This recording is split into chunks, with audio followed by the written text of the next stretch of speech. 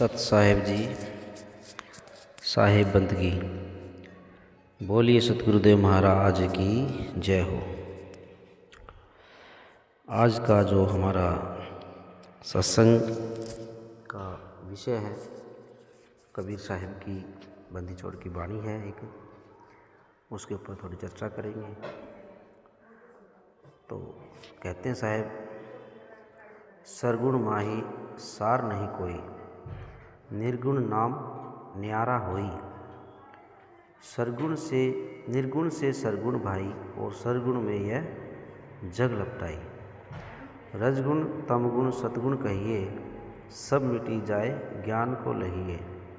निर्गुण नाथ निरंजन राई, निज उत्पत्ति बना के खाई। ताके परे एक नाम न्यारा, सो साहेब है मूल अपारा। इन्हें जगत नहीं जाने भाई, काल अंश राखे भरमाई। सतगुरु भक्ति करे सो कोई, जाति वर्ण दुर्मति खोई। आदि नाम को नित गुण गावे, भव सागर में बहुर न आवे।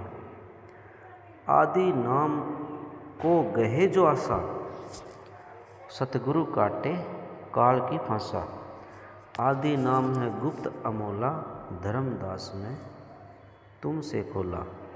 आदि नाम गुप्त संसारा, जो पावे जग से हो न्यारा। धर्मदास यह जग बोराना, कोई न जाने पद निर्वाणा। यही कारण में कथा पसारा, जग से कहियो एक नाम न्यारा। यही कारण में कथा पसारा, जग से कहियो एक नाम न्यारा। तो परम सतगुरु कबीर साहब जी को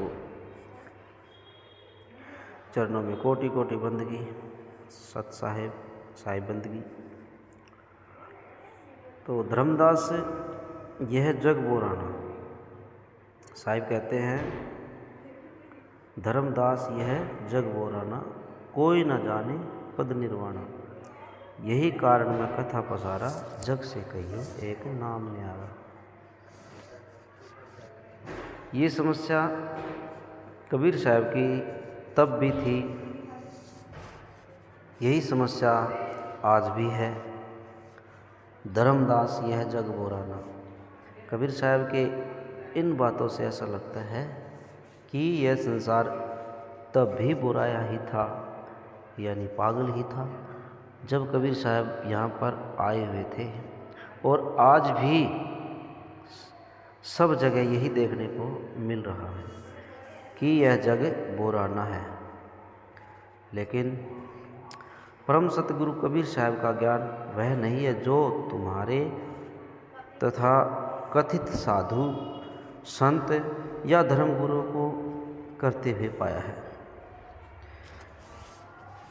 कबीर साहब कहते हैं, निर्गुण से सरगुण है भाई, निर्गुण से सरगुण है भाई, और सरगुण में यह जग लपटाई।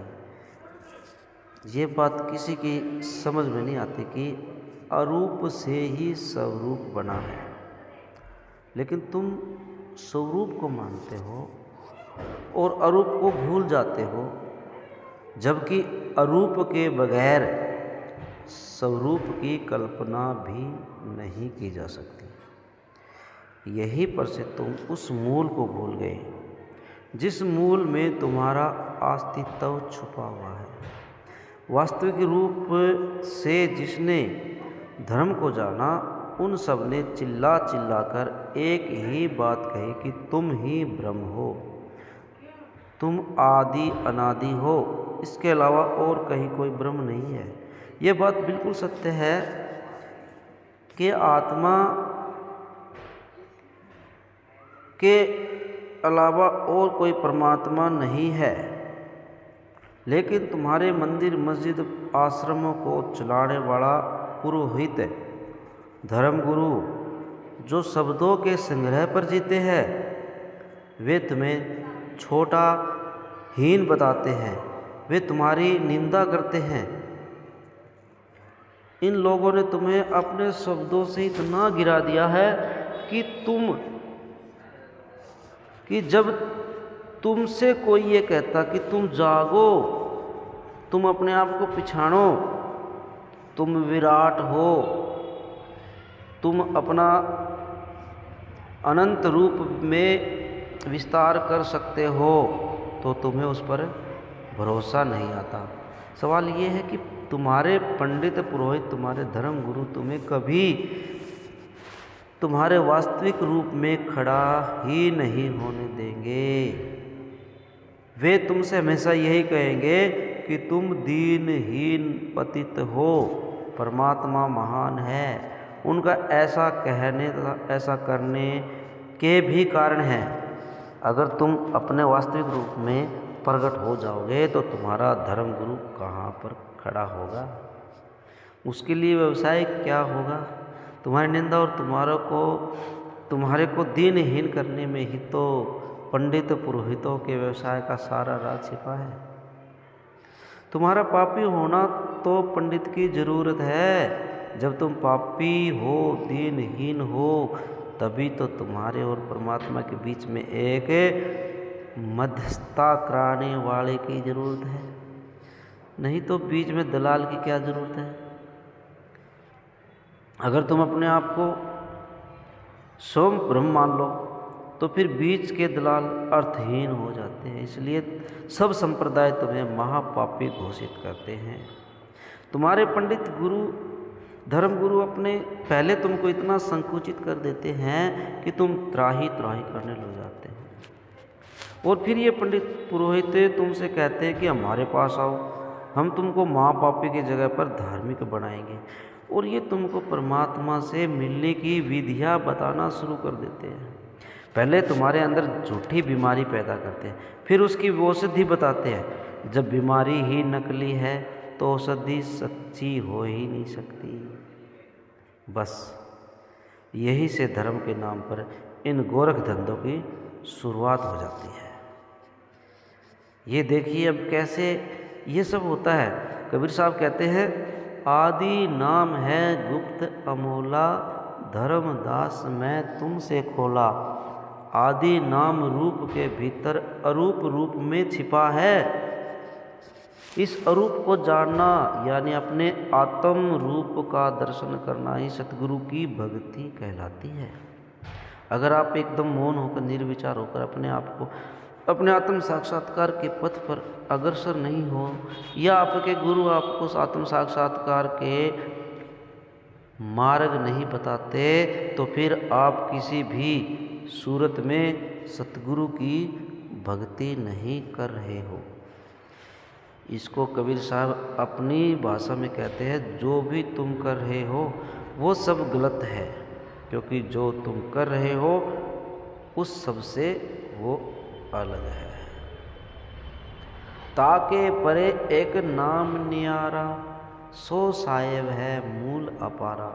जी हाँ, यही साहिब है मूल, जिसको गुरु को शिष्य को लखाना होता है। लेकिन होता क्या, सुनिए कबीर साहब के ही शब्दों में, इन्हें जगत नहीं जाने भाई, काल अंश रहे भरमाई। जैसे पहले कहा गया है कि तुम्हारे तथा कथित गुरु पहले तुम्हारे अंदर नाम की झूठी बीमारी डालकर तुमको इस नाम की बीमारी से त्रस्त करते हैं, और जब तुम इस बीमारी से त्रस्त हो जाते हो तो फिर तुम नाम दान लेने गुरुओं की शरण में जाते हो। और फिर ये ढोंगी गुरु तुम्हारे कान में कन कुकवा मंत्र यानी अलग अलग नाम, राम श्याम रहीम कृष्ण अल्लाह ओम, पता नहीं क्या क्या, आपके कानों में डालकर तुम्हें दीक्षित कर देते हैं। और अब तुम समझ लेते हो कि मिल गया गुरु और हो गया मृत्यु के बाद स्वर्ग यानी वैकुंठ का या अमरलोक का रिजर्वेशन यानी पक्की सीट कर ली हमने, तो बुक करवा ली। लेकिन याद रखना ये एक धोखा है। अगर ऐसा होता है तो भक्ति और गुरु बहुत आसान मार्ग हो जाते हैं, लेकिन ऐसा हो ही नहीं सकता। यहाँ पर एक बात ये समझनी होगी कि आदि नाम है गुप्त अमोला धर्मदास ने तुमसे खोला। परम सतगुरु कबीर साहब ने धनी धर्मदास साहब को जो गुप्त नाम खोला था वह संज्ञा वाले नाम न होकर आत्म साक्षात्कार के दर्शन करने की विद्या सिखाई थी और यही विद्या आगे के गुरुओं को अपने शिष्यों को सिखाने के लिए कहा गया। लेकिन धीरे धीरे शैतान का प्रकोप इतना बड़ा हो गया कि कबीर साहब की मूल विद्या को इन तथाकथित धर्म गुरुओं ने पूर्ण रूप से दफना दिया और कनफुकवा विद्या को उजागर कर लोगों को भ्रम में डालकर उनके जीवन के साथ खेलना शुरू कर दिया। तुम चोरी करो यह भी उतना बड़ा पाप नहीं है, क्योंकि देर सवेर इसका हिसाब बराबर हो जाएगा। लेकिन तुम किसी की हत्या कर दो, इसका हिसाब भी देर सवेर पूरा हो जाएगा। लेकिन तुम धर्म क्षेत्र में किसी को भ्रमित कर दो, किसी को गुमराह कर दो, इससे बड़ा पाप और कुछ हो ही नहीं सकता। यह एक छोटी सी भूल, क्योंकि ये एक छोटी सी भूल तुम्हें 84 लाख योनियों में फिर से भटका सकती है। इसलिए ऐसे सच्चे संत सतगुरु जो उस नाम का भेद जानते हो, उस विधि को जानते हो, परमात्मा से अरदास करो कि हमें उस सतगुरु से मिला दें जो अपना भेद हमें बताने वाला है। क्योंकि साहब कहते हैं जब तक ना चेने आत्म राम तब तक ना मिले है परमात्म राम। जब तक हम उस आत्मदेव के दर्शन नहीं करते हैं तब तक हम परमात्मा के दर्शन नहीं कर सकते हैं। और सतगुरु हमें यही भेद बताता है। तेरा खुद का, स्वयं का, निज का भेद बताने के लिए सतगुरु आते हैं और हर युग में आते हैं। सभी युगों में सतगुरु आते हैं आपको स्वयं का ज्ञान देने के लिए कि तू ही ब्रह्म है, तू ही परमात्मा है। अपने निज स्वरूप की पहचान कर, किससे फरियाद करता फिरे, खुद खुदा होके तू क्यों डरे। सिंह रूप है तेरा भला, तेरा शेर जैसा रूप था, सिंह होके क्यों बकरी बना। अरे तू शेर है और भेड़ों के झुंड में रहकर खुद को भेड़ समझ बैठा है। तो अपने निज रूप की पहचान कर, सत्य स्वरूप की पहचान कर। देख ले प्रतिबिंब को तेरे, देख ले प्रतिबिंब को तेरे। तू तो निर्भय है, भय से परे, तू भय से परे है। तो अपने आप को देख, अपने प्रतिबिंब को देख। ये सारी रचना तेरी ही है। इसलिए भुला दिया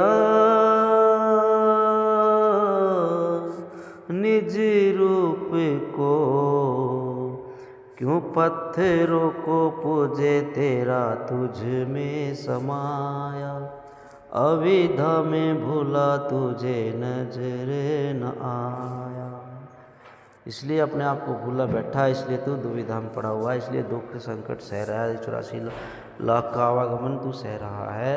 इसलिए ऐसे सच्चे सतगुरु से मिलो जो तुम्हें किसी और से नहीं तुमसे ही मिलाए। और वही असली मोक्ष मार्ग है, वही निर्वाण पद है। बोलिए सतगुरुदेव महाराज की जय हो। सत साहेब जी।